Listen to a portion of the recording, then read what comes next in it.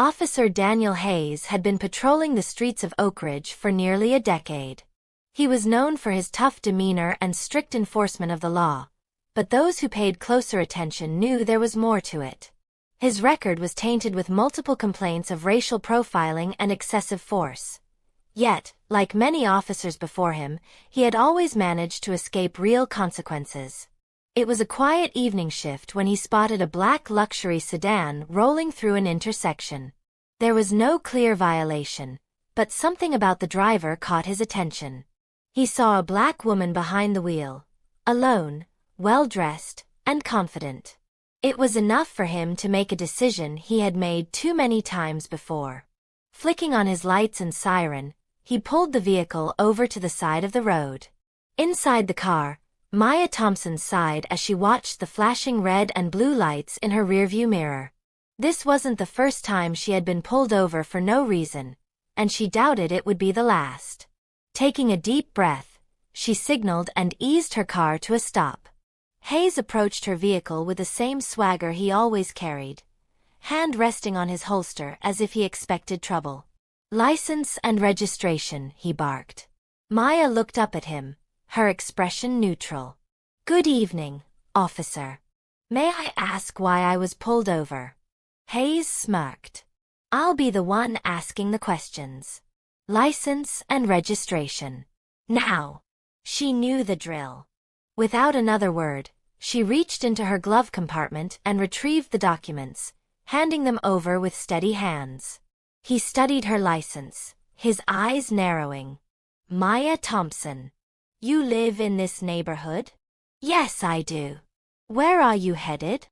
"Home," she answered, keeping her tone even. He scoffed.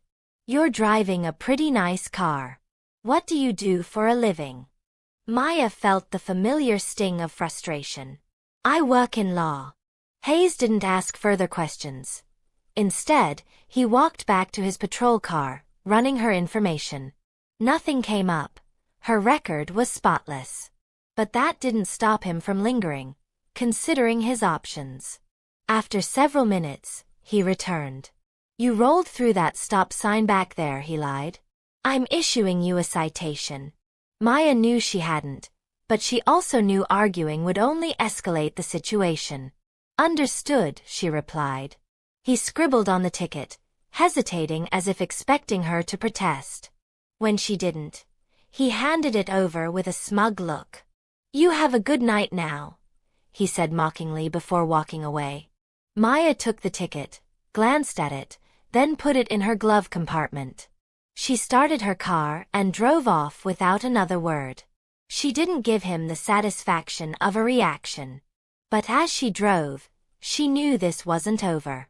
The next morning, Officer Hayes arrived at the station as usual, expecting nothing out of the ordinary. But the moment he stepped inside, he noticed something was off. Conversations stopped abruptly, and heads turned in his direction. His partner, Officer Lucas, approached him with an expression that was hard to read. "Hayes, you might want to check the news," Lucas muttered, handing him a phone. Frowning, Hayes took it and looked at the screen. His stomach dropped. The headline read, "Oak Ridge cop harasses black woman in unlawful stop. Shocking video goes viral." Confused, he scrolled down, and his blood ran cold when he saw the attached video. It was body cam footage. His own. The clip showed his aggressive demeanor, the way he had questioned Maya about her car and job, and his clear disregard for protocol. The video was everywhere, on news sites, social media, and even trending nationwide. This is taken out of context," Hayes stammered. "She was acting suspicious." Lucas gave him a hard look. "Do you know who she is?" "What?" "Maya Thompson. She's not just some lawyer, she's a federal prosecutor.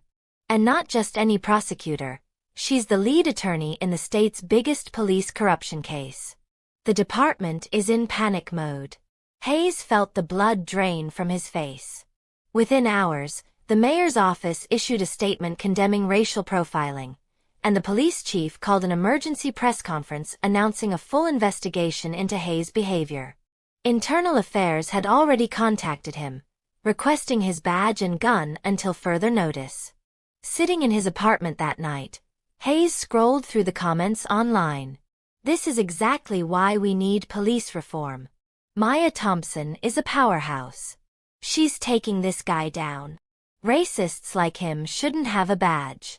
For the first time in his life, Hayes felt powerless. The department wasn't rushing to protect him. The public was against him. And worst of all, his own actions had led him here. Meanwhile, Maya sat in her office, reviewing the countless messages of support she had received.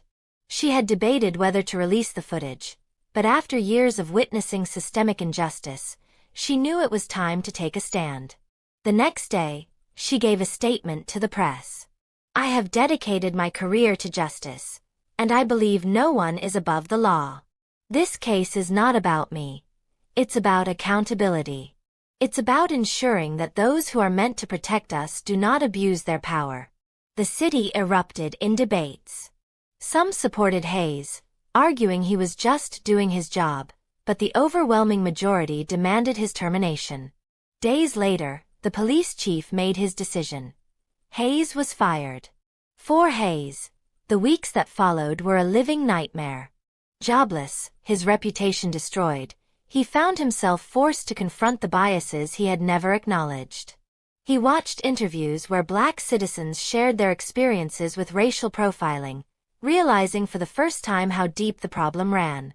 One evening, he found himself standing outside a community center where Maya was giving a talk on justice reform. Swallowing his pride, he walked inside and listened. When the event ended, he hesitated before approaching her. "I don't expect forgiveness," he said, his voice hollow. "But I needed to hear this. To understand." Maya studied him for a moment. Change starts with acknowledgement. What you do next matters more than what you say now. Hayes nodded, knowing that redemption wouldn't come easily. But for the first time in his life, he was willing to try. Maya continued her fight for justice, using her platform to push for policy changes. Hayes, no longer a cop, found himself working to educate others about racial bias in law enforcement. Their encounter had been an ugly one, but from it came a lesson that resonated far beyond just the two of them. Because no one is above accountability. Please don't forget to subscribe and follow for more stories on justice and change.